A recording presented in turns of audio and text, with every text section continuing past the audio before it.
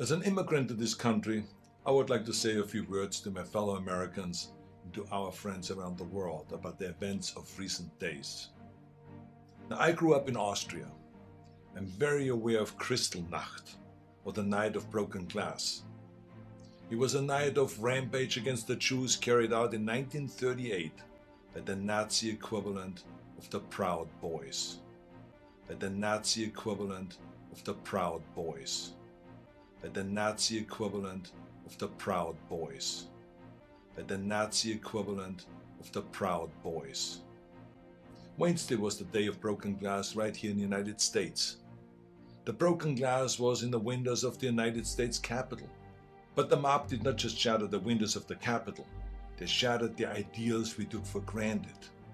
They did not just break down the doors of the building that housed the American democracy, they trampled the very principles on which our country was founded. They trampled the very principles on which our country was founded. They trampled the very principles on which our country was founded. Now, I grew up in the ruins of a country that suffered the loss of its democracy. I was born in 1947, 2 years after the Second World War. Growing up, I was surrounded by broken men drinking away their guilt over their participation in the most evil regime in history. Not all of them were rabid anti-Semites or Nazis. Many just went along, step by step, down the road. They were the people next door. Now, I've never shared this so publicly because it is a painful memory. But my father would come home drunk once or twice a week, and he would scream and hit us and scare my mother. I did not hold him totally responsible because our neighbor was doing the same thing to his family, and so was the next neighbor over.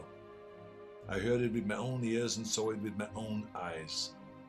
They were in physical pain from the shrapnel in their bodies and in emotional pain from what they saw or did. It all started with lies and lies and lies. It all started with lies and lies and lies. It all started with lies and lies and lies and intolerance. So being from Europe, I've seen firsthand how things can spin out of control. I know there is a fear in this country and all over the world that something like this could happen right here. Now, I do not believe it is, but I do believe that we must be aware of the dire consequences of selfishness and cynicism. President Trump sought to overturn the results of an election, and of a fair election. He sought a coup by misleading people with lies. He sought a coup by misleading people with lies. He sought a coup by misleading people with lies. He sought a coup by misleading people with lies. My father and our neighbors were misled also with lies, and I know where such lies lead. President Trump is a failed leader. He will go down in history as the worst president ever. President Trump is a failed leader. He will go down in history as the worst president ever. President Trump is a failed leader. He will go down in history as the worst president ever. The good thing is that he soon will be as irrelevant as an old tweet.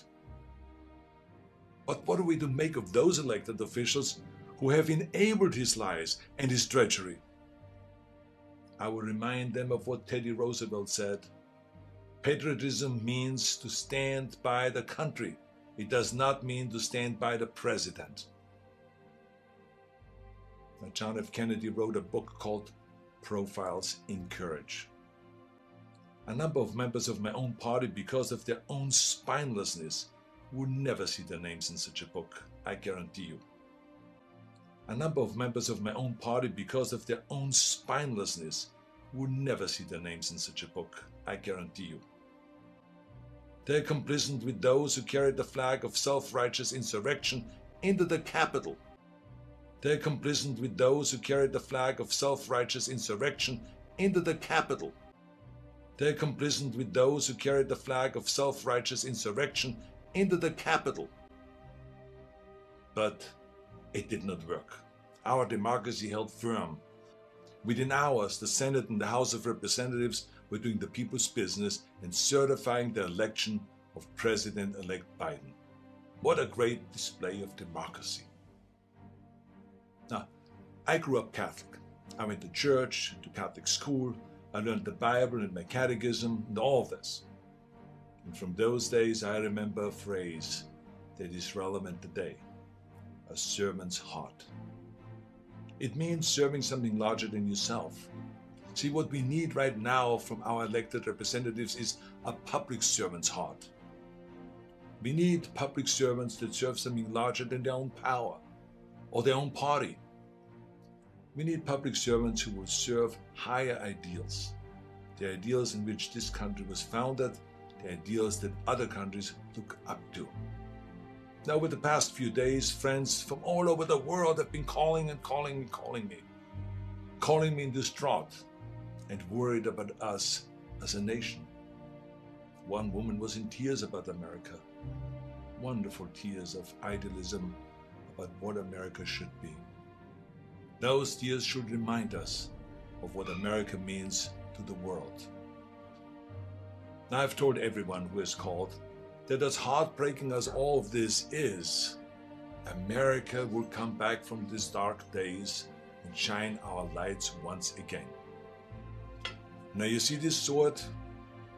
This is the Conan sword. Now here's the thing about swords.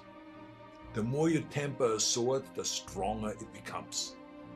The more you pound it with a hammer and then heat it in the fire and then thrust it into the cold water and then pound it again and plunge it into the fire and into the water, the more often you do that, the stronger it becomes.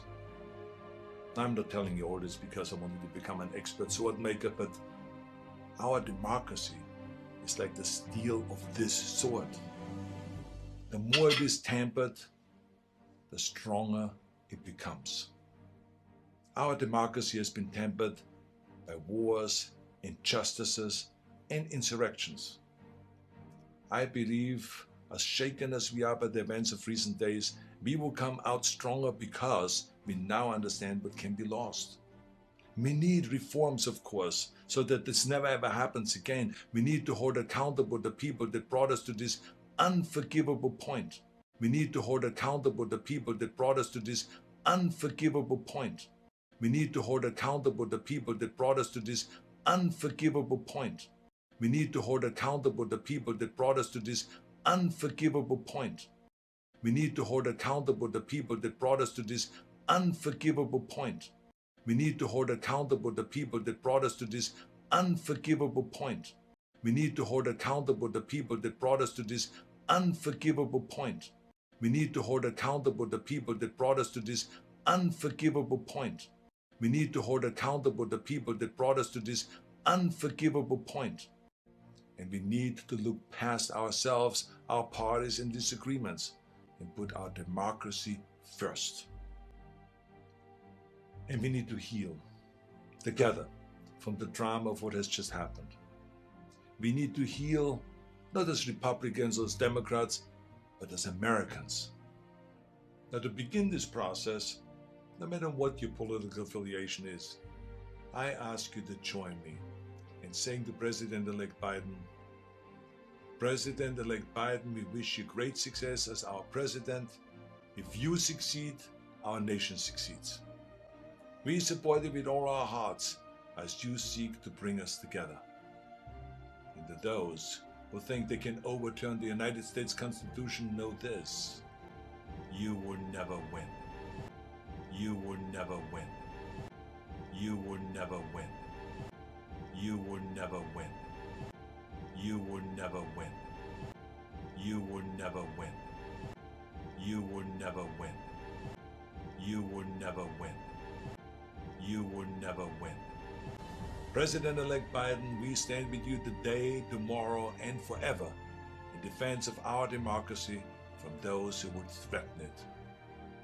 May God bless all of you, and may God bless America.